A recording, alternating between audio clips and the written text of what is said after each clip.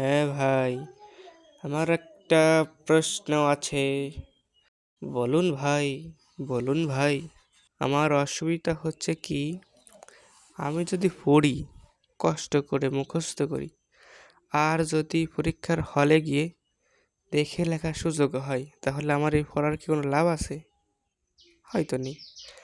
আর আমি যদি না পড়ি, পরীক্ষার হলে দেখে লেখবো সেই আশায় থাকি, আর ওই জায়গায় যদি আমি দেখে লিখতে না পারি, তাহলে কি তো অসুবিধা, তাহলেও অসুবিধা। আর যদি আমি মুখস্থ করতে আমার তো কষ্ট হয়, তারপরেও যদি আমি কষ্ট করে পড়ি, বললে একটা বা দুইটা করে পড়ে গেলাম, দেখা গেল বাদলো না, তাহলে আবার উল্টো পাল্টা লিখলে গেলে মার্কও দেবে না। তাহলে আমি যাবো তা কোন দিকে? আমাকে একটু বোঝান, আমি যাবো কোন দিকে? কেউ কেউ বলে ভালো করে বুঝে বুঝে পড়ো। আচ্ছা, যদি আমি এইভাবে পড়ি, গাছের পাতা সবুজ, গাছের পাতা সবুজ, গাছের পাতা সবুজ, গাছের পাতা সবুজ সবুজ সবুজ। পরীক্ষার হলে সবকিছুই কেমন সাদা হয়ে যায় রে, বিশ্বাস নেই তাই মুখস্থ করে রাখ। মুখস্থ করতে কত কষ্ট হয়। আবার কেউ বলে বুঝে পড়ো। মনে করেন আমার ঘরে একটা ফ্রিজ আছে, বুঝে পড়লাম। আমার ঘরে একটা ফ্যান আছে, বুঝে পড়লাম।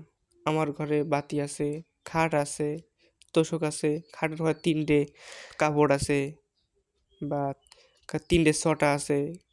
এখন আমার তো মনে রাখা লাগবে যে আমি ঘরে কি কি কইছি, বুঝে পড়েছি ঠিক আছে, কিন্তু আমার ঘরে কি কি কইছি এইটাই তো কিছু ভুলে।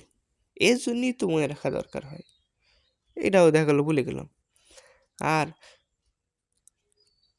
এইভাবে পড়ে কি কায়দা হয়? এত কষ্ট হয় মুখস্থ করতে, তুমি করবোটা কি? আল্লাহ আমার প্রতি রহমত করুন, আমিন। আর যদি স্যার হুজুররা পরীক্ষার আগে যেমন দেখাই দেই, এরকম যদি সাধারণ ছাত্রদের আগে থেকে দেখাই দিত যে এইটা এইটা পর, তারপরেও সারা বছর একটু একটু পড়লে হয়তো ইনশাল্লাহ কাজ হতো। আর পরীক্ষার 2, 4, 5 দিন আগে যদি সবাই একদম দেখাইও দেই, সবাই একসাথে, কোনটা পড়বে মানুষ? এইটা না ওইটা? আর এডুকাস টাইম এভাবে কি মুখস্থ করা সম্ভব হয়?